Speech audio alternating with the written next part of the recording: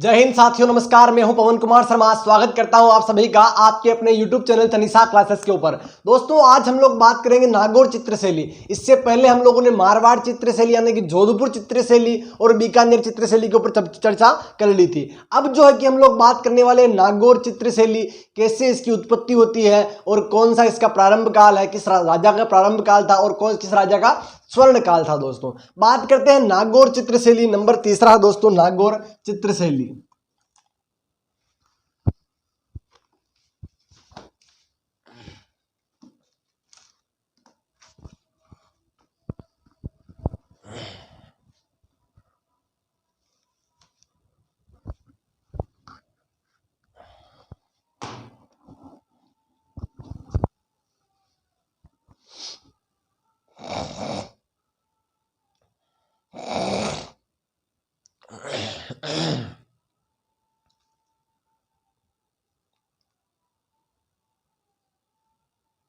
जय हिंद साथियों, नमस्कार। मैं हूं पवन कुमार शर्मा। स्वागत करता हूं आप सभी का आपके अपने YouTube चैनल तनिषा क्लासेस के ऊपर। दोस्तों, आज हम लोग जो बात करने वाले हैं नागौर चित्रशैली। इससे पहले हम लोगों ने जोधपुर चित्रशैली, बीकानेर चित्रशैली, इन दोनों के ऊपर चर्चा कर ली थी। अब जो है कि हम लोग बात करने वाले हैं नागौर चित्रशैली, जो कि आपकी परीक्षा की दृष्टि से बहुत ही इंपॉर्टेंट है। दोस्तों, कौन सी? नागौर चित्रशैली। अगर आप राजस्थान भर्ती परीक्षा की तैयारी कर रहे हो दोस्तों, तो यह वीडियो आप सभी के लिए बहुत ही महत्वपूर्ण साबित होने वाला है। नागौर चित्रशैली। दोस्तों, नागौर चित्रशैली की चर्चा करने से पहले हम कुछ थोड़ी बात नागौर रियासत की कर लेते हैं। दोस्तों, जोधपुर से अलग होकर नागौर रियासत बनी थी और यह शाहजहां के काल में, दोस्तों, मुगल शासक था शाहजहां के शासनकाल में आपके नागौर चित्रशैली का गठन होता। दोस्तों, किसके? शाहजहां के शासनकाल में। और जोधपुर रियासत से अलग होकर के नागौर रियासत का गठन हुआ था। जोधपुर रियासत से अलग होकर के नागौर रियासत का गठन हुआ था। ये तो नागौर की बातें कुछ। दोस्तों, अब बात करते हैं नागौर चित्रशैली की कुछ बातें, और 5 बातें अपने को नागौर चित्रशैली से संबंधित करनी है। एक तो प्रारंभ काल दोस्तों। दूसरा है स्वर्ण काल, कि किस राजा का स्वर्ण काल था आपके नागौर चित्रशैली का। तीसरा था आपके दोस्तों प्रधान रंग, कि नागौर चित्रशैली का प्रधान रंग कौन सा है। और चौथा है आपके चित्रकार। चौथा कौन सा है? चित्रकार, कि नागौर चित्रशैली जी कौन कौन से चित्रकार है। दोस्तों, बात करते हैं आपकी प्रारंभ। नागौर चित्रशैली का प्रारंभ काल किसके शासनकाल को माना जाता है? तो दोस्तों, नागौर चित्रशैली आपके अमर सिंह राठौड़ के शासनकाल को आपके अमर सिंह राठौड़ के शासनकाल को नागौर चित्रशैली का प्रारंभ काल माना जाता है। अमर सिंह राठौड़ क्या थे, कैसे थे, इनकी बातें हम लोग हिस्ट्री में करेंगे। दोस्तों, यह प्रारंभ काल अमर सिंह राठौड़ का काल है। स्वर्ण काल किसका है? तो स्वर्ण काल आपके नागौर चित्रशैली का भक्त सिंह का जो शासन काल था वह आपके नागौर चित्रशैली का स्वर्ण काल है। प्रधान रंग कौन सा है? तो प्रधान रंग है इसके अंदर उदासीन रंग। दोस्तों, कौन से? उदासीन रंग, बुझे हुए रंग, उदासीन रंग एवं जो है कि उदासीन रंग एवं बुझे हुए रंग। कौन से? बुझे हुए रंग। दोस्तों, उदासीन रंग एवं बुझे हुए रंग। अब बात करते हैं कौन कौन से इनके चित्रकार हैं। चित्रकारों की हम लोग बात करते हैं तो दोस्तों, इसके 3 चित्रकारों को आपको विशेष ध्यान में रखने हैं। कौन कौन से चित्रकार हैं? 3 चित्रकार कौन कौन से हैं? पहला तो है दोस्तों आपकी चिमना राम। अगर आप इसको ट्रिक से या एक जो हमारी लाइनें चलती है उसके हिसाब से याद करने चाहते हो तो हम ऐसे कर सकते हैं कि चिमन जली थी आपके चिमना राम, नाथा राम और पूर्णा राम। दोस्तों, कौन कौन है? चिमना राम, नाथा राम और पूर्णा राम। चिमना राम, चिमन जली थी श्रीनाथ जी के दरबार में। नाथा राम जो कि पूर्ण ब्रह्म है, नाथा राम, और जो है कि पूर्णा राम। दोस्तों, पूर्णा राम। पूर्णाराम। अगर आप मेरे सामने हो तो दोस्तों, ऑफलाइन होता तो इतना जबरदस्त आपको बताता, लेकिन फिर भी ऑनलाइन के माध्यम से मैं बेस्ट पढ़ाने का प्रयास कर रहा हूं दोस्तों। चित्रकार कौन है? चिमनजली आपके भगवान श्रीनाथ जी के दरबार में, और जो पूर्ण ब्रह्म है कौन है? राम। जिस श्री राम के बारे में बात कर रहे हैं हम लोग की, चिमना राम, नाथा राम, पूर्णाराम, चिमनजली नाथ राम के कृपा दरबार में, और जो कि पूर्ण ब्रह्म है दोस्तों। इसको एक कैसे भी आप जिस वे में याद रख सकते हो, मैंने इस वे में याद रख रखा है, आप कैसे भी इसको याद रख सकते हो। चिमना राम, नाथा राम, पूर्णाराम इटीसी इसके दोस्तों क्या है? आपके चित्रकार है। ठीक है दोस्तों, इत्यादि इसके चित्रकार है। अब हम लोग बात करते हैं प्रमुख चित्र कौन कौन से हैं। नागौर चित्र शैली के अंदर कुछ अगर विशेष है तो वह चित्र ही है। अगर आपको नागौर चित्र शैली के चित्र याद हो गए तो समझ लीजिए कि आपको आपकी नागौर चित्र शैली के प्रश्न आप सोल्व कर लोगे। हालांकि नागौर चित्र शैली के अंदर कुछ विशेष है नहीं। अगर कुछ विशेष है, चित्रों को अगर आपको याद रखना है तो आप सिर्फ इतना सा समझ लीजिए कि आपको एक नायिका को, एक महिला को समझ लीजिए कि महिला को याद रखना है, तो आप चित्रों को भी याद रख लोगे। क्या है इसके प्रमुख चित्र कौन कौन से हैं? एक तो है दोस्तों पंख लगी परियां। क्या है?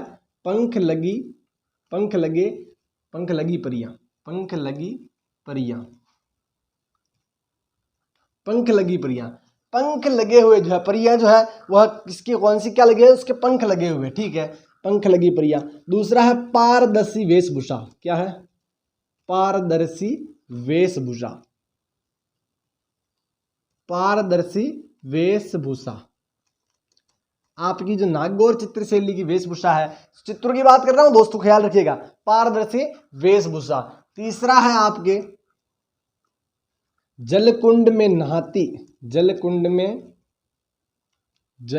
में नहाती नायिका, जलकुंड में नहाती हुई नायिका, नहाती हुई नायिका, नायिका है, नायिका दोस्तों। ठीक है, नायिका लिखा है। हाँ, जलकुंड में नहाती नायिका, पारदर्शी वेशभूषा, पंख लगी परियां। एक है दोस्तों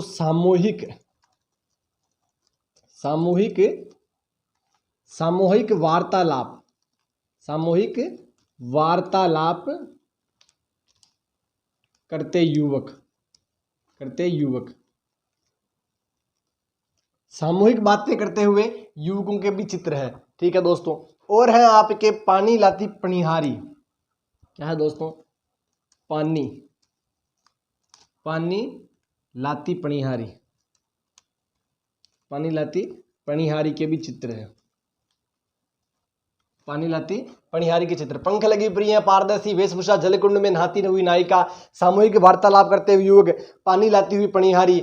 और जो है कि आपके दोस्तों 2-3 चित्र और भी बाकी है। एक है आपका, इसी के अंदर है आपकी पानी लाती पनिहारी हो गया, आप सामूहिक वार्तालाप करते युवक हो गया, पानी लाती पनिहारी हो गया। और है दोस्तों आपके कुर्सी पर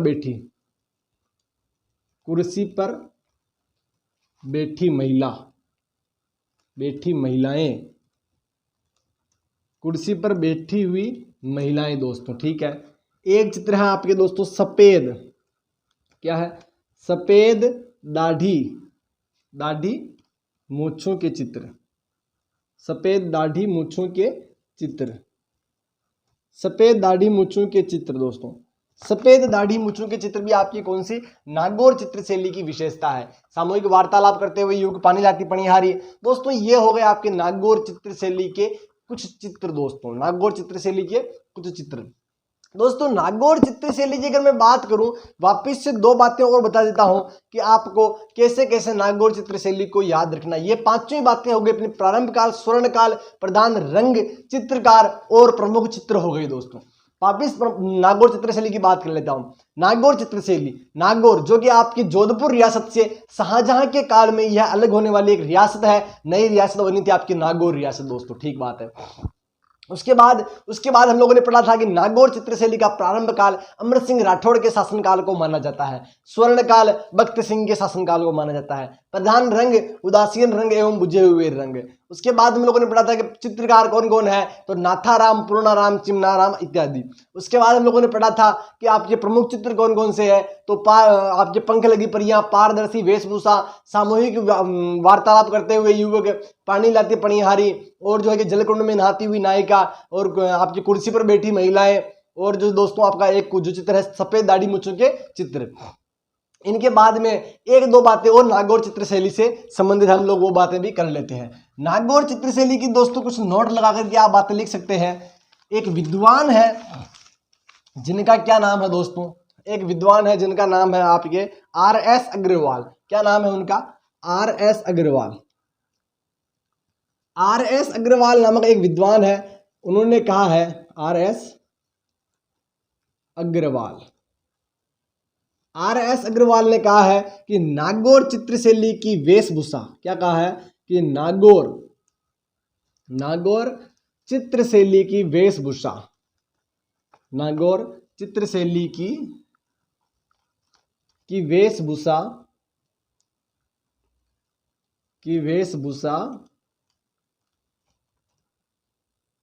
वेशभूषा तो पर्शियन,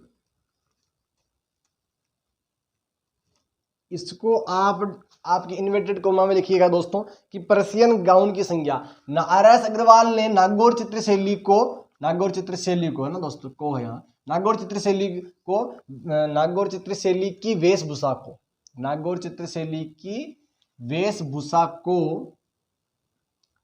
वेशभूषा को पर्शियन गाउन की संज्ञा दी है। वेशभूषा को पर्शियन गाउन, एक प्रकार का वस्त्र है, पर्शियन गाउन की संज्ञा दी है दोस्तों, की संज्ञा दी है, ऐसी संज्ञा दी है।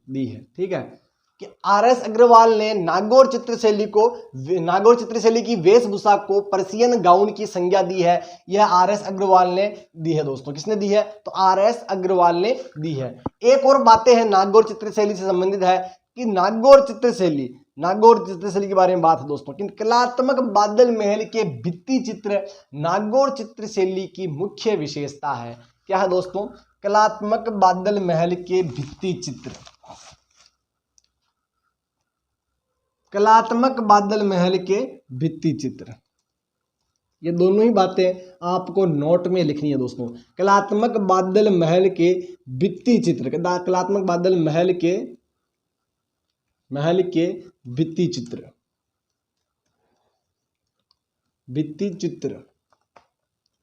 कलात्मक बादल महल के भित्ति चित्र नागौर चित्रशैली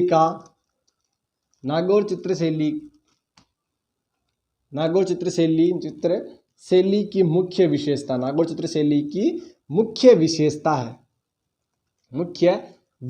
है।